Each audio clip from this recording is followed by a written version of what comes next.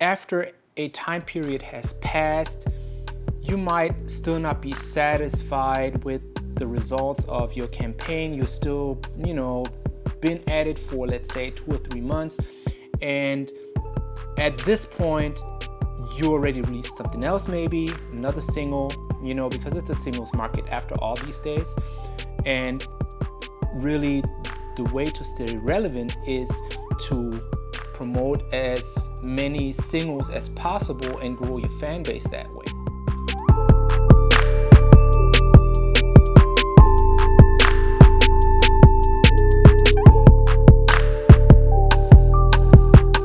Hey, what's going on, everyone? Welcome to ItsRickyKee, a music marketing and motivational vlog where I give free music marketing and motivational advice to all my fellow musicians out there. So in this episode, I would like to talk to you about remarketing your single.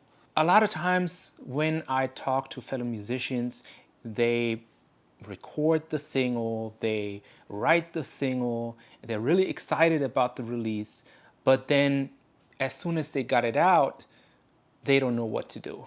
The only thing that most of the fellow musicians that I talk to are doing is just post it on their Instagram, post it on their Facebook, asking their friends and family to share it, and then pretty much fall off after that. A lot of artists don't have a strategy when it comes to promoting their single after or even before the fact.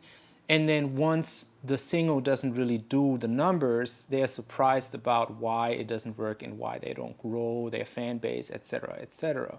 You should really focus on the pre-promotion of your single before you drop it. And of course, everything else needs to be in line, like the registration of your song with your pro, and having everything in writing when it comes to your splits with your producers and fellow musicians, etc. But that's a topic for another video. What you should focus on after the fact is making sure that you get your single on playlists, make sure you get it on blogs, make sure you get coverage as much as you can, make sure you perform outside.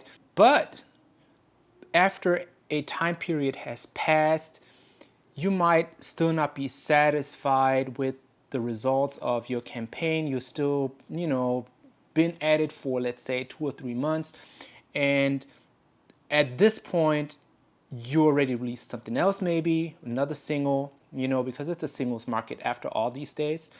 And really, the way to stay relevant is to promote as many singles as possible and grow your fan base that way. Now, doing that strategy, you also got to keep in mind that at one point, your single that you dropped, let's say 2 months ago, might not do the numbers anymore that you expected to do.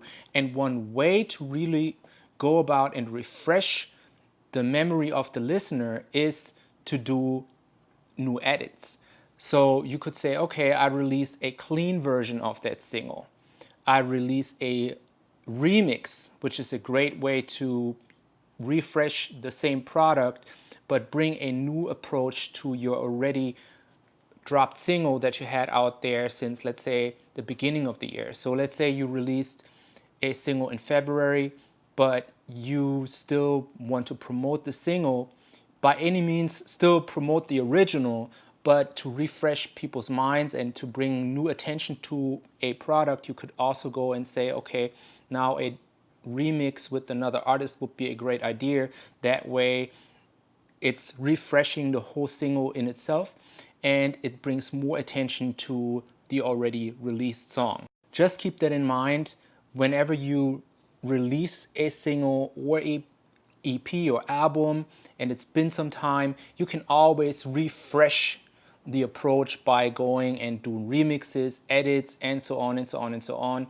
A live version, for example, is a great idea. So you do like an acoustic set or something like that and release a live version of your single or EP.